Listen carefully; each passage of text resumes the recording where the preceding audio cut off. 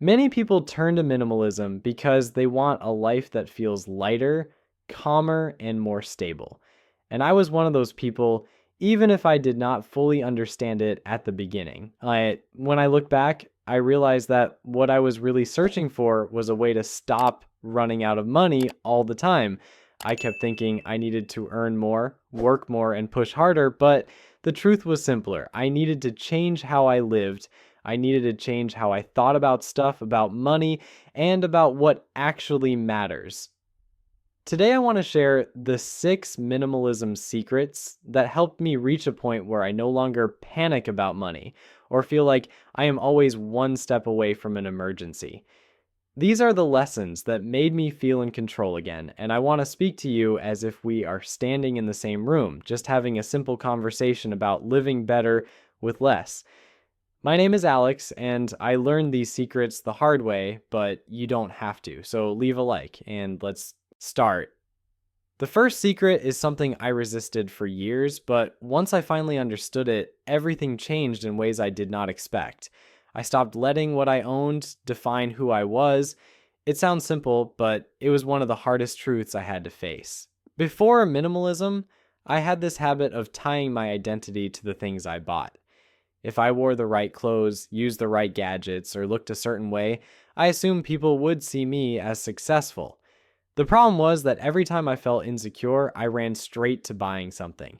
A shirt, new shoes, a jacket, something cool, something new, something that made me feel like I belonged. The comfort never lasted, so I bought again and again until I was stuck in a loop that cost me more money than I want to admit. When I finally slowed down and asked myself why I kept doing this, I realized that I was building a life based on outside approval, not inner confidence. Minimalism forced me to look at that honestly. I kept only what felt good, what represented me, and what actually helped me live. I learned to build my identity from character, not closets. When my self-worth stopped depending on purchases, my spending fell sharply. I was no longer trapped by image, I was grounded in reality, and that shift alone saved me hundreds, then thousands, because I was no longer chasing belonging in stores or online carts.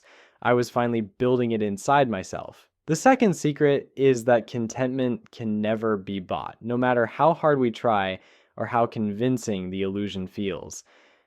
I wish someone had explained this to me sooner because I spent years believing that the next purchase would finally give me a lasting sense of satisfaction. A new phone, better headphones, a nicer jacket, something for my room, something for my car.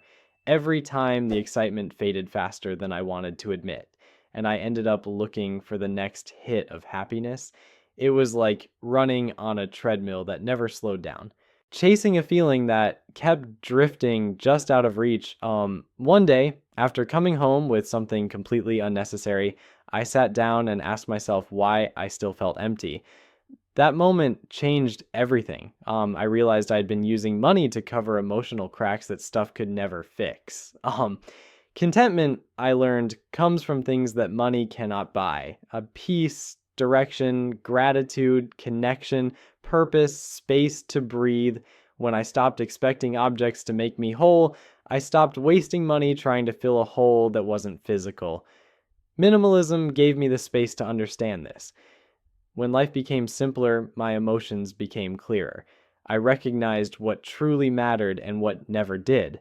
And when contentment grew in my everyday routines, my urge to buy just to feel something shrank. This shift alone saved me a fortune because I no longer use spending as emotional medicine. The third secret is learning to spend according to my values instead of impulses, expectations, or what everyone else was doing. Before minimalism, my spending patterns were scattered and disconnected from the person I wanted to become. I said I valued freedom, yet my purchases chained me to bills. I said I valued time, yet I wasted hours maintaining things I barely liked. When I finally wrote down what I truly valued, everything became clear. I value peace, health, simplicity, relationships, and financial stability. When I lined up my spending with those values, everything changed. I started asking myself questions that guided my decisions. Will this matter next month? Does this support my long-term life? Is this aligned with the person I'm trying to become? These questions saved me again and again. They stopped me from buying out of boredom, stress, comparison, or pressure. Instead of spending accidentally, I began spending intentionally. I realized that every dollar placed somewhere meaningless was a dollar taken away from the life I wanted to build. Minimalism has a way of exposing these contradictions gently but powerfully. When I started living intentionally, I started spending intentionally. And when that happened, my finances finally began to stabilize. My money stopped slipping through the cracks because I had fewer cracks. I wasn't perfect, but I was mindful. And that made all the difference. The fourth secret is one that took me an incredibly long time to master. I learned to buy what I need and admire what I don't. That might sound small, but it transformed the way I relate to desire. Before minimalism, wanting something meant buying something. I saw something appealing, and my brain immediately jumped to ownership. But minimalism taught me a powerful skill: appreciation without acquisition.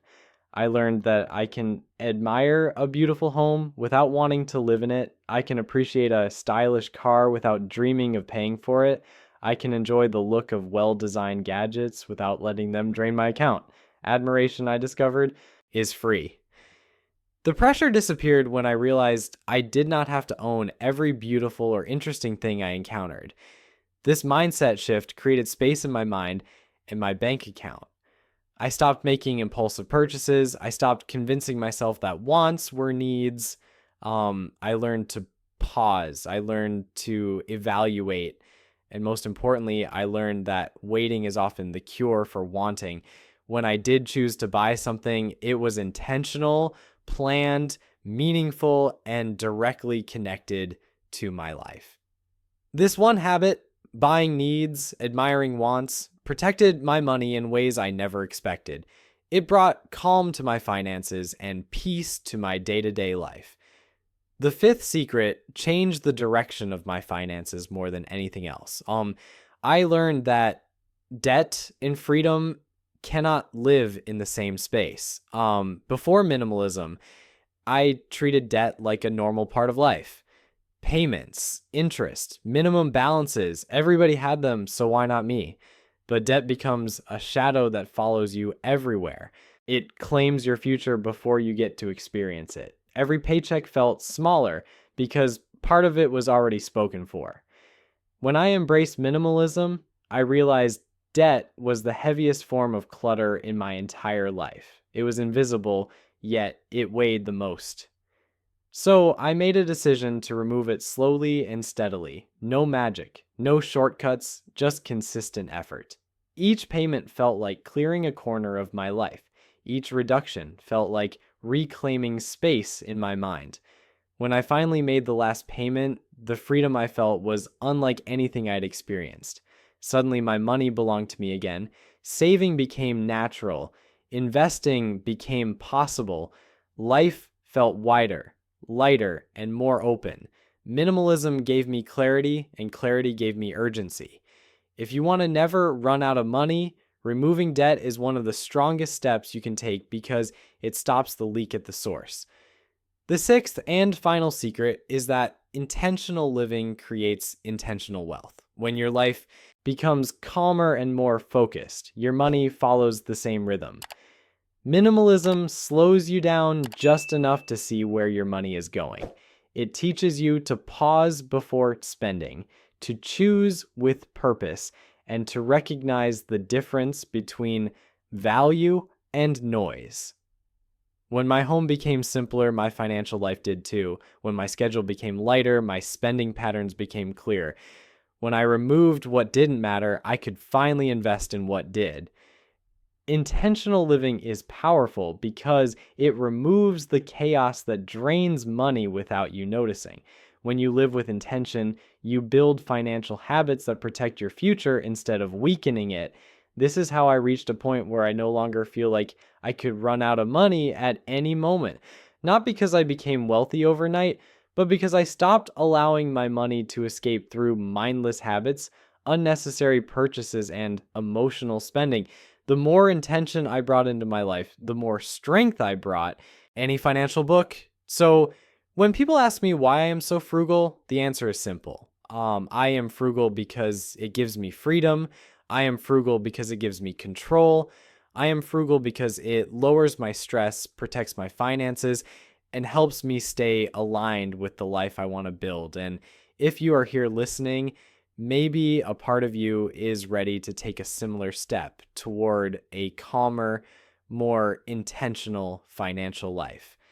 Thank you for being here. Thank you for listening. And remember that every small saving is a step toward a stronger future.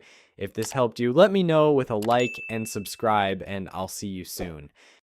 Just a reminder, I'm not a financial advisor. This video is for educational purposes only, and any results depends on your decision and actions.